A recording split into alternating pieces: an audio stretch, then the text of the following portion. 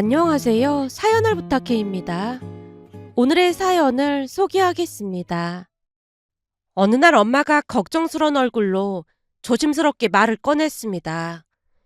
네 큰오빠가 그러는데 병원에서 살을 좀 빼야 건강에 좋을 것 같다고 하던데 걱정이다. 혹시 새언니 말하는 거야? 엄마가 살짝 고개를 끄덕이며 대답했어요. 그래, 내가 봐도 살이 더 찐 것 같긴 하더라고. 엄마가 긴 한숨을 내쉬었는데요.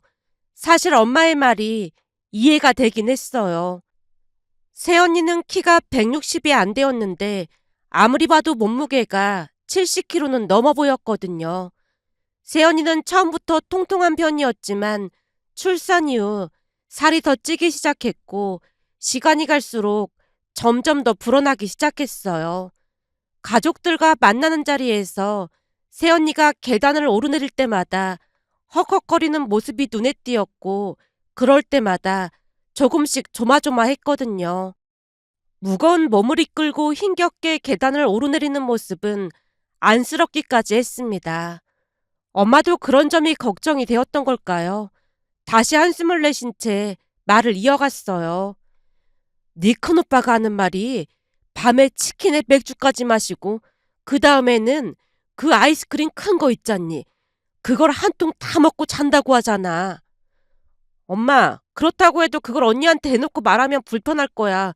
오빠도 신경 쓰고 있을 테니까 엄마는 절대 말 꺼내면 안 돼.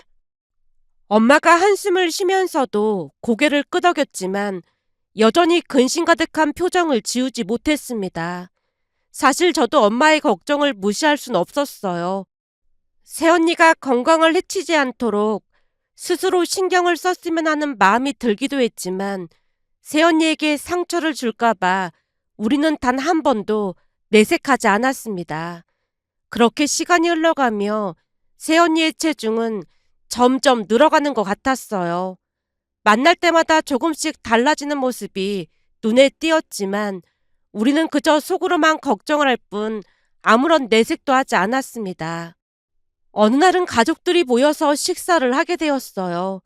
저는 평소처럼 적당히 먹고 젓가락을 내려놓았는데 새언니가 갑자기 저를 보며 말을 꺼냈습니다. 아가씨, 그렇게 깨작깨작 먹으면 보기 안 좋아요. 새언니의 말에 순간 당황했지만 웃으면서 그냥 넘기려 했어요. 하지만 새언니가 계속해서 말을 이어갔습니다. 예전부터 그렇게 깨작깨작 먹으면 복이 달아난다는 말도 있잖아요. 사람이 너무 마른 것보다 통통한 게 보기 좋은데 아가씨는 너무 말라서 보기에 좀 그래요. 그 말에 분위기가 조금 어색해졌지만 저는 애써 미소 지으며 새언니에게 대답했어요. 저는 원래 많이 못 먹어서요. 제 말에 새언니가 여전히 뭔가 불만스러운 듯 저를 흘겨보며 밥을 먹었는데요. 새언니가 그런 말을 하는 게 단순히 농담이 아니라 어쩌면 제게서 느끼는 자격지심 때문일지도 모른다는 생각이 들었어요. 새언니의 말에 순간 속이 상한 저는 무심코 말대꾸를 하려고 입을 뗐지만 그 순간 엄마가 테이블 밑으로 조용히 손을 뻗어 제 손을 잡았습니다. 살며시 제 손을 꼭 잡은 엄마가 아무 말 없이 저를 바라보며 조용히 고개를 저었어요.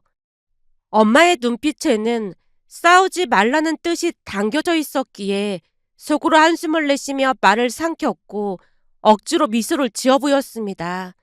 그런데 제가 아무 반응을 하지 않으니 새언니가 오히려 더 신나 보였어요. 어깨를 으쓱하며 말투는 점점 더 과장되었고 큰 소리로 이야기하기 시작했거든요. 아가씨는 이렇게 말랐으니까 얼마나 기운이 없겠어요? 먹는 복도 참 중요한데 아가씨는 많이 못 먹는다고 하니까 안타깝네요. 새언니가 계속해서 인생은 즐기면서 살아야 한다는 말과 함께 먹는 복이 최고야라며 자신의 식습관이 옳다는 듯 이야기했어요. 우리는 내내 속으로 조금 씁쓸했지만 아무런 말대꾸도 하지 않은 채 그저 미소 짓고 말았습니다. 그러던 어느 날은 작은오빠가 여자친구를 데리고 온다고 했어요. 작은오빠는 평소에 워낙 조심스러운 성격으로 연애 이야기를 거의 하지 않았던 터라 가족 모두 기대심 반 호기심 반으로 기다리고 있었습니다. 드디어 작은오빠가 여자친구와 함께 집에 들어섰을 때 우리는 그 모습을 보고 순간 말을 잇고 말았어요. 저뿐만 아니라 가족 모두가 넋을 놓은 듯한 표정으로 바라보고 있었는데요. 제 키가 168인데 작은오빠 여자친구는 저보다도 키가 더 컸고 운동을 한 것인지 건강하게 말라 보였다고 해야 할까요? 얼굴에서부터 생기가 흘러 넘치고 있었습니다. 작은 얼굴에 이목구비가 뚜렷해서 정말 예쁘다고밖에 표현할 말이 없었어요. 두 사람이 함께 서 있는 모습을 보니 정말 그림 같았는데요. 작은 오빠 키가 185라 키 차이도 완벽하게 조화를 이루고 있었고 그 둘이 서 있는 모습이 영화 속에서 나온 커플 같아 보였습니다. 곧 엄마가 작은 오빠 여자친구를 보며 감탄을 했습니다. 정말 예쁘네. 그리고 참 건강해 보인다. 작은 오빠도 연신 미소를 지으며 여자친구를 바라봤고 그 모습이 정말 행복해 보였어요. 작은 오빠 여자친구는 시종일관 환한 웃음을 잃지 않았고 예의 바르고 싹싹하게 우리 가족을 대했어요. 긴장할 법도 한데 어색함은커녕 우리 가족들과 자연스럽게 이야기를 이어갔고 웃는 모습이 정말 예뻤습니다. 엄마와 저는 그녀의 환한 미소와 배려심에 순식간에 매료되고 말았어요. 엄마도 작은 오빠 여자친구에게 자꾸 말을 걸며 이런저런 질문을 던졌고 작은 오빠 여자친구는 하나하나 웃으며 성실하게 대답했습니다. 그 모습을 보며 엄마가 다시 감탄한 채 입을 뗐어요. 어쩜 웃는 모습도 너무 예쁘다. 보고만 있어도 기분이 좋아지네. 엄마의 말에 작은 오빠 여자친구가 살짝 부끄러워하며 고개를 숙이면서도 그 특유의 미소를 잃지 않았습니다. 그런 모습을 보며 마음이 따뜻해졌고 가족을 배려하면서도 자연스럽게 융화되는 모습을 보니 흐뭇한 기분마저 들었어요. 반면에 큰 새언니의 얼굴은 시간이 지날수록 점점 굳어져 갔습니다. 큰 새언니는 왠지 모르게 작은 오빠 여자친구를 바라볼 때마다 표정이 어두워지고 미소는커녕 말수까지 줄어드는 게 눈에 띄었어요. 얼굴에 드러난 시기와 질투가 어찌나 뚜렷하던지 엄마와 저는 눈짓으로 서로를 쳐다보며 조심하려 애써야만 했습니다. 큰 새언니가 처음부터 작은 오빠 여자친구에게 호의적이지 않다는 게 느껴졌지만 우리는 애써 무시하며 작은 오빠 여자친구와 대화를 이어갔습니다. 작은 오빠 여자친구는 그 모든 것을 아랑곳하지 않고 밝고 예의 있게 모두를 배려하며 우리 가족과 대화를 나눴어요. 그러다 보니 엄마와 저는 작은 오빠 여자친구가 더욱 마음에 들었는데요. 단순히 외모 때문이 아니라 진심이 느껴지는 태도와 따뜻한 미소, 그리고 예의를 갖춘 행동에서 진심으로 우리 가족들을 존중하고 있다는 걸 느낄 수 있었거든요. 식사 중에 다들 화기애애하게 이야기를 나누고 있었는데요. 잠시 후 큰 새언니가 갑자기 작은 오빠 여자친구를 힐끗 보며 조용히 물었어요. 혹시 대학은 어디 대학 나왔는지 물어봐도 돼요? 물론 서울에 있는 대학 나왔겠죠. 저는 서울에 있는 대학인 땡땡 대학 나왔거든요. 작은 오빠 여자친구가 순간 당황한 듯 보였지만 예의를 지키며 조용히 답했어요. 네, 좋은 대학 나오셨네요. 그러자 큰 새언니는 뭔가를 눈치챈 듯 빠르게 다시 물었어요. 대학 어디 나왔는지 대답 안 하셨잖아요. 작은 오빠 여자친구가 잠시 망설이며 말을 얼버무렸고 그걸 본 큰 새언니 얼굴이 급격히 밝아졌습니다. 마치 기다렸다는 듯 신난 목소리로 말을 이어갔어요. 서울에 있는 대학이 아닌가 보네요. 그렇죠? 작은 오빠 여자친구가 조용히 고개를 끄덕이며 대답했어요. 아, 네. 서울에 있는 대학은 아닙니다. 큰 새언니가 한껏 자신감에 차서 다시 말했습니다. 그럼 보나마나 지방대라는 거네요. 제 고등학교 친구들 중에는 얼굴만 예쁜 애들 보면 얼굴 하나 믿고 다들 공부는 뒷전이더라고요. 근데 얼굴이야 나이 들면 다 똑같이 늙잖아요. 근데 대학 간판은 평생 가는 거잖아요. 작은 오빠 여자친구가 불편한 듯 미소를 지었지만 대꾸하진 않았어요. 그 모습을 보고 작은 오빠가 참다 못해 입을 열려던 순간 작은 오빠 여자친구가 조용히 손짓으로 오빠를 말렸습니다. 작은 오빠가 입을 다물었지만 그 눈빛 속에는 불편함과 불쾌감이 가득해 보였어요. 큰새언니는 그런 반응에 더욱 기분이 좋은 듯 신이 나서 말을 이어갔습니다. 딱 보니까 아영씨도 학교 다닐 때 엄청 놀기만 했나 보다. 혹시 고등학교는 어디서 나왔어요? 나는 서울 토박이거든요. 작은 오빠 여자친구가 조용히 대답했습니다. 저는 강원도에 있는 고등학교를 나왔습니다. 그러자 큰새언니가 곧바로 비웃듯 말을 했어요.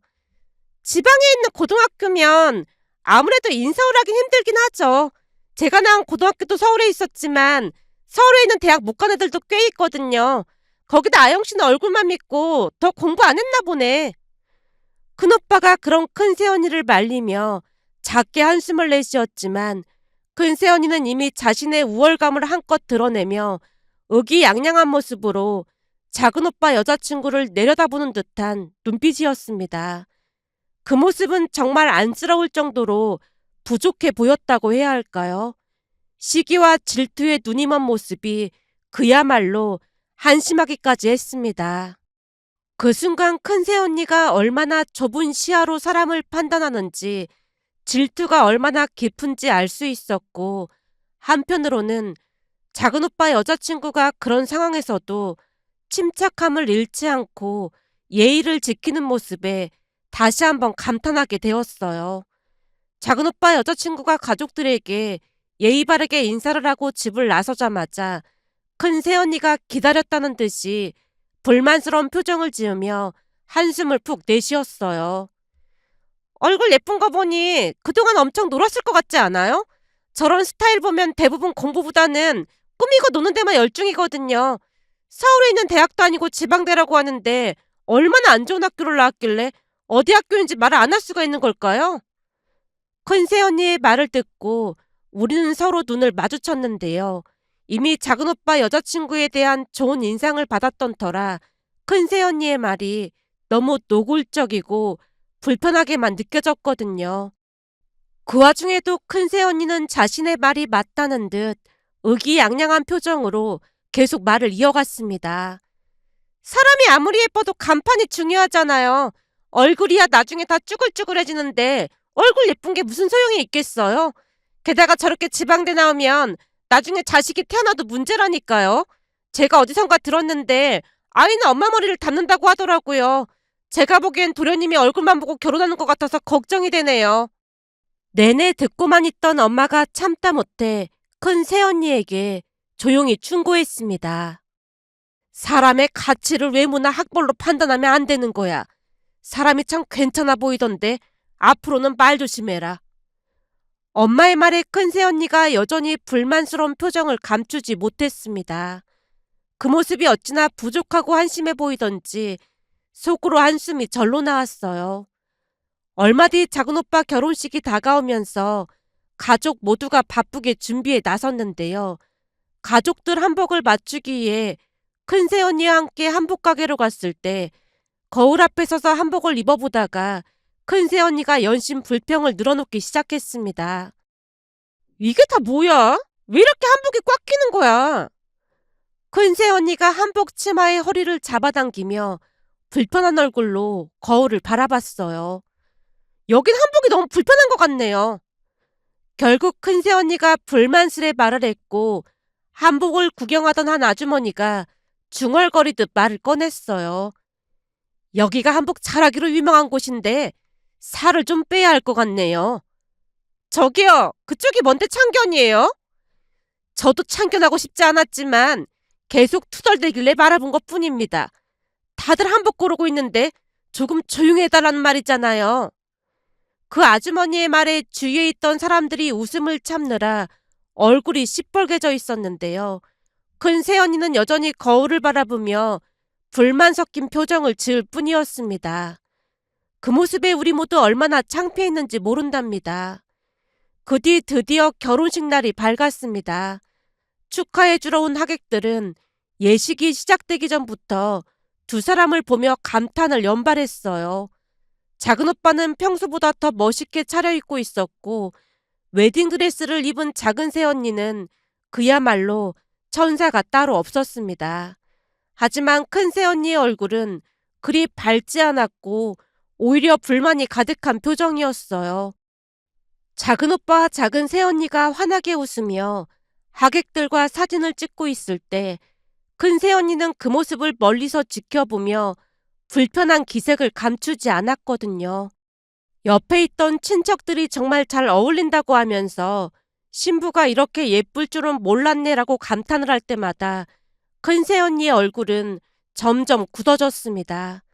식이 끝나고 하객들이 두 사람의 앞날을 축복하며 축하해주는 동안에도 큰 새언니는 마음이 불편한 듯 주변을 서성이며 억지로 미소를 지었고 모든 사람들이 축하해주고 기뻐해주는 결혼식 날 큰 새언니 혼자만이 그 기쁨 속에서 겉돌고 있는 듯한 모습이었습니다.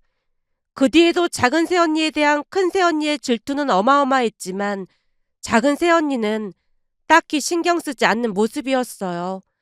그러다 보니 큰 새언니가 더욱 약이 올라하는 모습이었다고 해야 할까요?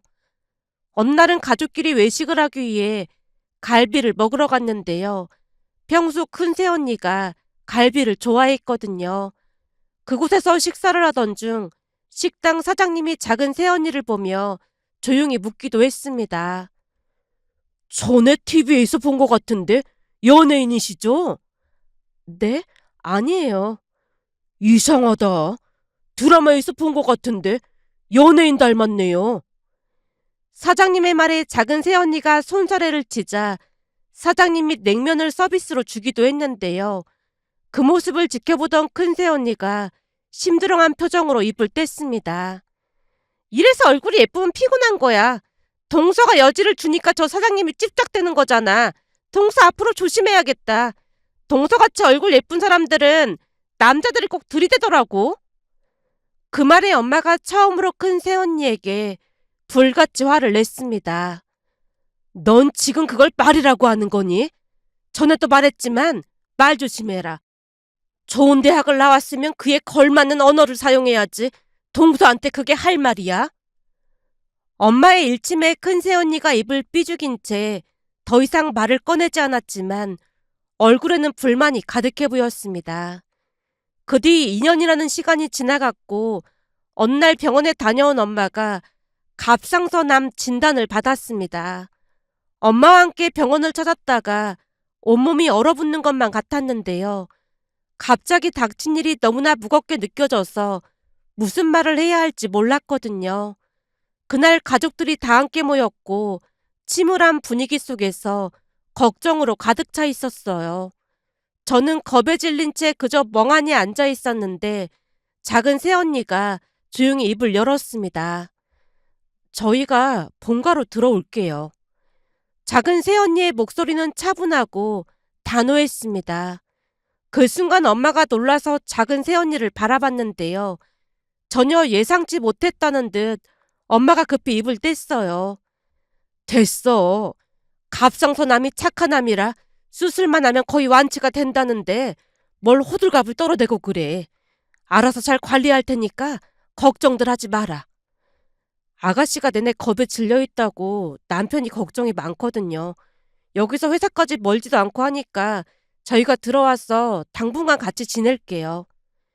작은 새언니의 말에 제가 눈물을 떨구고 말았는데요.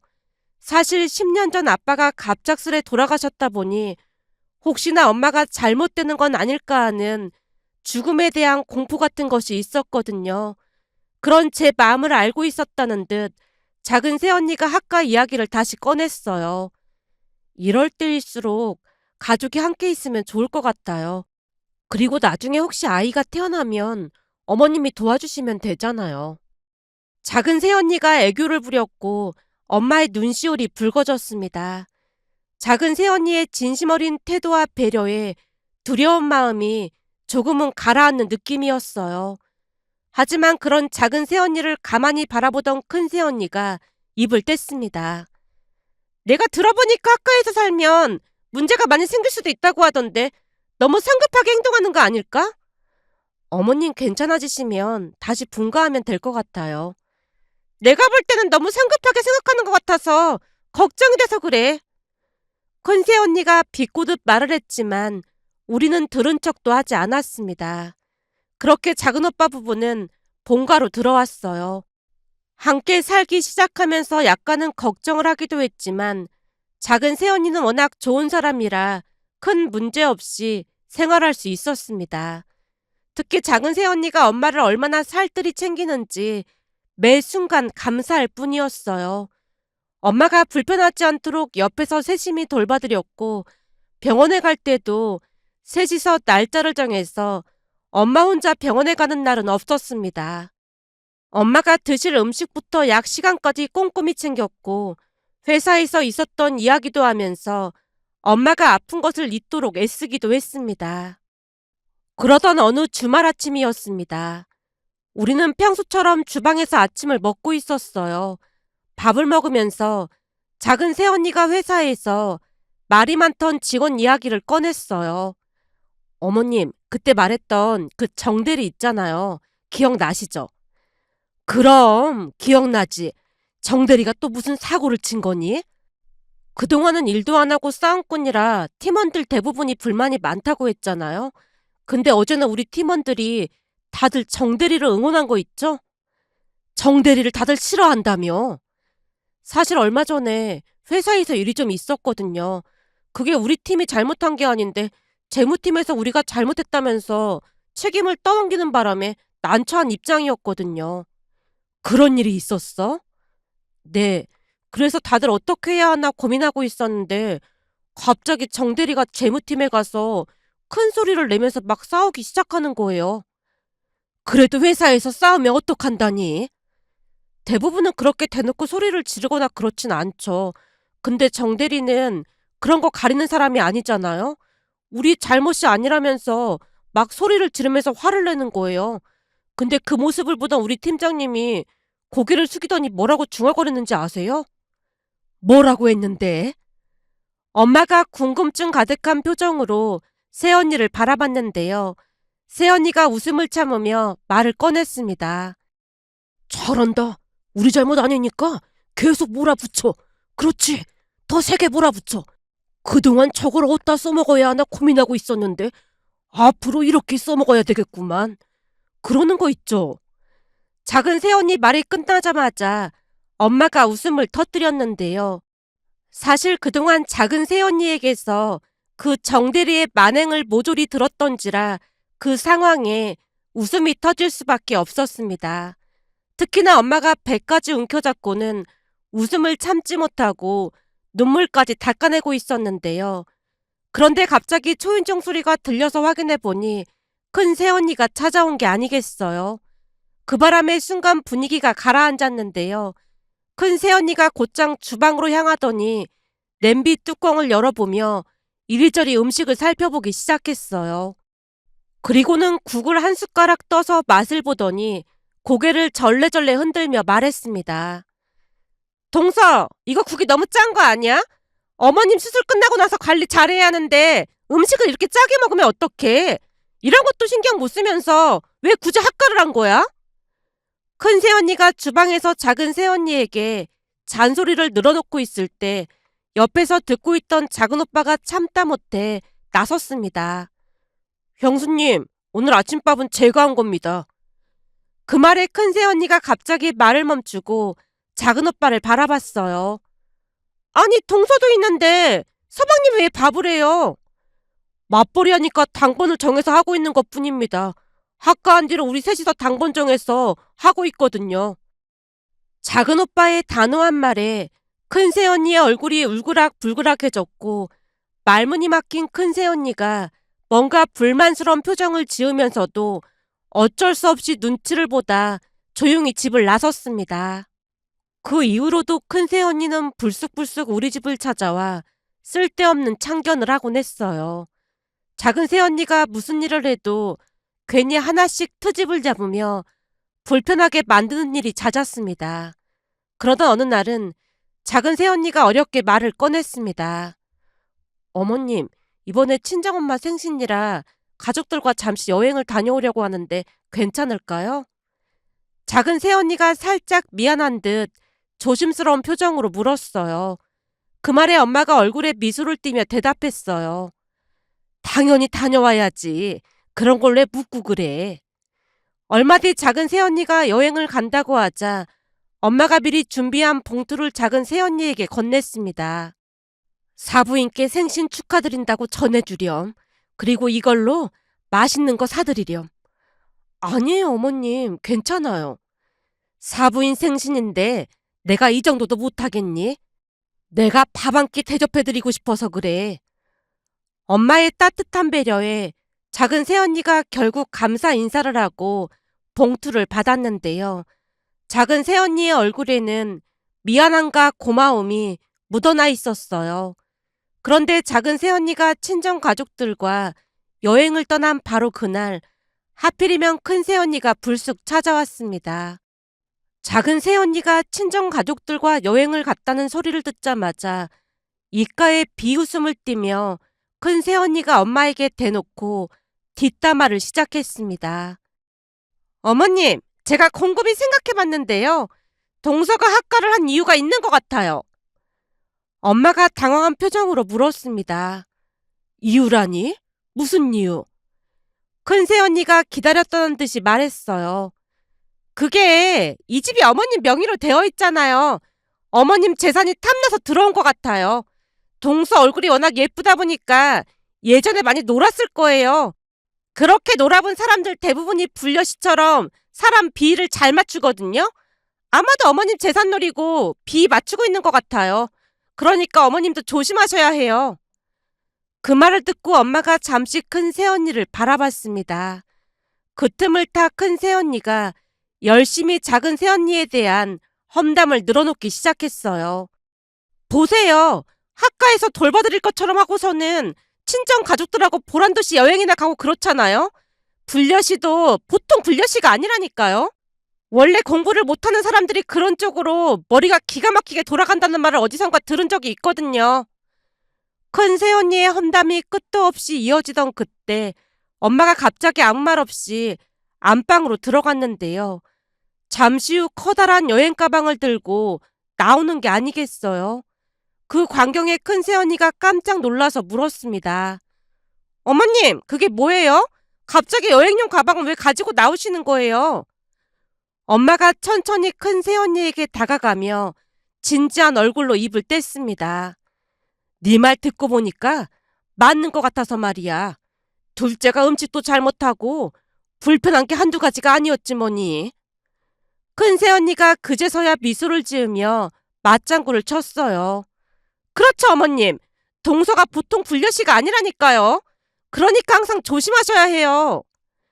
그래서 이참에 좋은 대학 나온 니네 집으로 좀 가 있어야 할 것 같구나. 가만 보니 좋은 대학 나온 네가 둘째보다 더 잘 챙겨줄 거라는 확신이 들지 뭐니. 순간 큰 새언니의 얼굴이 하얗게 변했습니다. 네? 저희 집으로 오신다고요? 엄마가 가방을 세게 잡으며 단호하게 말했어요. 방금 내가 너네 집으로 간다고 했잖니. 짐 다 챙겼으니까 이제 앞장서라. 순간 큰 새언니가 당황한 표정으로 잠시 머뭇거리다 갑자기 급한 일이 생겼다며 어쩔 줄을 몰라하며 도망치듯 집을 나갔어요. 그 뒤로는 큰 새언니가 우리 집을 찾아오는 일이 없어졌답니다. 그렇게 또다시 시간이 흘러갔고 그날은 큰 새언니 생일을 맞아 온 가족이 함께 외식을 하기로 한 날이었는데요. 오랜만에 모인 자리에서 큰 새언니가 어김없이 학벌 이야기를 꺼내며 작은 새언니를 슬쩍 비웃기 시작했어요. 저한테 나이 차이 많이 나는 사촌동생이 있는데 이번에 지방대를 갔다고 하지 뭐예요? 인서울 하기가 보통 어려운 일이 아니라니까요. 안 그래 동서? 큰 새언니가 우쭐한 표정으로 작은 새언니를 바라보며 살짝 미소를 지었는데요. 그 순간 엄마가 한숨을 내쉬며 조용히 입을 열었어요. 얘기가 나와서 말인데 알고 보니 둘째가 우리한테 학벌을 속였다지 뭐니. 우연히 둘째 방에 들어갔다가 책꽂이에 꽂혀있던 졸업장을 보고 얼마나 놀랐는지 모른다니까. 순간 큰 새언니 표정이 반짝이며 기대에 찬 눈빛으로 엄마를 바라봤어요. 학벌을 속이다니요? 동서 지방대 나왔다면서요. 근데 그걸 속인 거라면 혹시 전문대를 나왔다는 말인 거예요? 큰 새언니가 즐기는 듯한 표정으로 작은 새언니를 쳐다봤는데요. 그 순간 엄마가 충격적인 말을 꺼냈습니다. 알고 보니 둘째가 하버드를 나왔다고 하지 뭐니. 순간 모두가 놀라서 멍해져 있었습니다. 특히 큰 새언니가 믿을 수 없다는 듯 엄마에게 되물었어요. 하버드요? 설마 미국에 있는 그 하버드 대학을 말하는 거예요? 엄마가 차분히 고개를 끄덕였습니다. 그래, 미국에 있는 그 하버드 대학 말이다. 그 말에 큰 새언니가 믿기지 않는 듯 입을 벌렸다가 작은 새언니를 바라보며 다시 물었어요. 근데 그걸 지금까지 왜 숨긴 거야? 역시나 엄마가 대신 대답했습니다. 네가 계속 학벌 자랑을 해대니까 둘째가 말하기 곤란했던 모양이야. 하긴 서울에 있는 대학이랑 하버드는 비교 자체가 안 되긴 하지. 그 말을 들은 새언니가 기분 이상한 듯 얼굴을 일그러뜨리며 다시 입을 뗐어요. 동서, 혹시 거짓말하는 거 아니야? 고등학교도 강원도에 있는 학교 나왔다면서 하버드라니 말이 안 되는 소리잖아? 그러자 엄마가 의기양양한 표정으로 다시 입을 열었어요. 너 혹시 민족사관 고등학교라고 들어봤니? 둘째가 거기 나왔다고 하지 뭐니. 거기가 강원도 횡성에 있잖니. 순간 큰 새언니의 얼굴이 창백해졌는데요. 민족사관 고등학교라니요? 정말이야, 동서? 작은 새언니가 조용히 고개를 끄덕였고 그 모습을 지켜보던 우리는 다들 말문이 막혀서 한동안 침묵했습니다. 그 유명한 민족사관 고등학교를 나와서 하버드 대학까지 갔지만 그동안 학벌 자랑을 한마디도 하지 않은 채 큰 새언니의 말도 안 되는 자랑을 듣고만 있었다는 것에 큰 충격을 받을 수밖에 없었습니다. 큰 새언니 또한 아무 말도 하지 못했고 충격에 휩싸인 듯 입을 꼭 다문 채 고개를 숙이고 밥만 먹을 뿐이었어요. 그 사건 이후로 큰 새언니는 아예 발길을 끄는 듯 집에 찾아오지 않았어요. 처음에는 신경이 쓰이기도 했지만 시간이 지날수록 오히려 마음이 편해졌습니다. 더 이상 불쑥 찾아와 쓸데없는 참견이나 불편한 소리를 하지 않으니 집안 분위기도 훨씬 평화로워졌습니다. 명절 때도 큰오빠가 조카만 데리고 혼자 집에 오는 모습을 보며 큰 새언니의 인성을 다시 한번 알 수 있었는데요. 큰오빠에게 들어보니 스트레스를 받아서 살이 더 쪘다는 말에 혀를 내두르고 말았답니다. 혹시나 큰 새언니가 민망할까 싶어서 그저 묵묵히 배려하는 작은 새언니 모습을 보며 문득 벼는 익을수록 고개를 숙인다는 말이 떠올랐는데요. 며칠 전에도 식탁에서 엄마와 작은 새언니가 대화를 하던 중 엄마가 숨이 넘어갈 듯 웃음을 터뜨리는 모습을 보며 배려심 많은 우리 작은 새언니 자랑을 하고 싶어 이렇게 글 남겨봅니다.